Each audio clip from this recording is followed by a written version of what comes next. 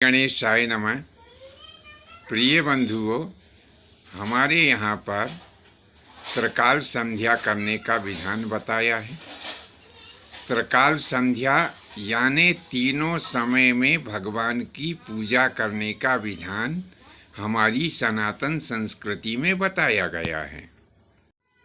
अब हमारी बात सुनकर के लोग बाग मन में कह रहे होंगे कि एक समय की पूजा में ही घंटा 2 घंटा लगता है, फिर तीनों समय में हम पूजन करेंगे तो हमारा आधा दिन तो पूजन में ही चला जाएगा।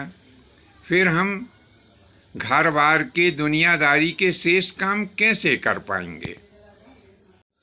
तो बंधुओं, हमारा आपसे कहना ऐसा है कि हम तीनों समय में जो नियमित संध्या उपासन करें, जो पूजन करें, जो भगवान को याद करें, वो घंटा 2 घंटा का समय नहीं होना चाहिए।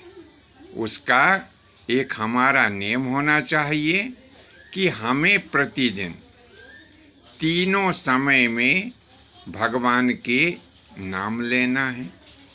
अब ये 3 समय कौन कौन से हैं? पहला प्रातः काल, और दूसरा मध्याह्न काल, तीसरा सायंकाल। अब ये तीनों समय में जो हम भगवान का स्मरण, पूजन अथवा जाप करते हैं, तो यह संधि वेला होती है। यानी प्रातः काल जब हम भगवान का भजन, पूजन, जाप इत्यादि करते हैं तो उस समय रात्रि विदा हो रही होती है और दिन का उदय हो रहा होता है। इसी प्रकार मध्याह्न काल में उस समय दिन का प्रथम भाग विदा हो रहा होता है और दूसरा भाग प्रारंभ हो रहा होता है, तो यह भी संधि वेला ही कहलाती है। तीसरा सायंकाल, इस समय दिन विदा हो रहा होता है और रात्रि प्रारंभ हो रही होती है।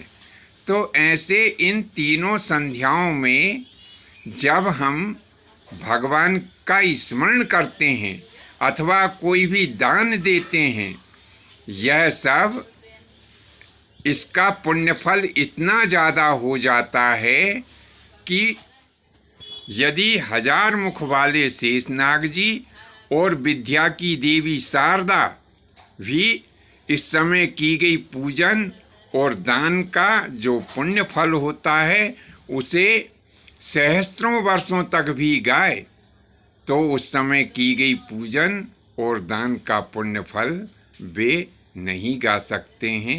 इसीलिए बंधुओं, आपसे निवेदन है कि प्रातःकाल, मध्याह्न काल और सायंकाल कम से कम ज़्यादा नहीं तो हमारे यहाँ पर 9 की संख्या पूर्ण मानी गई है।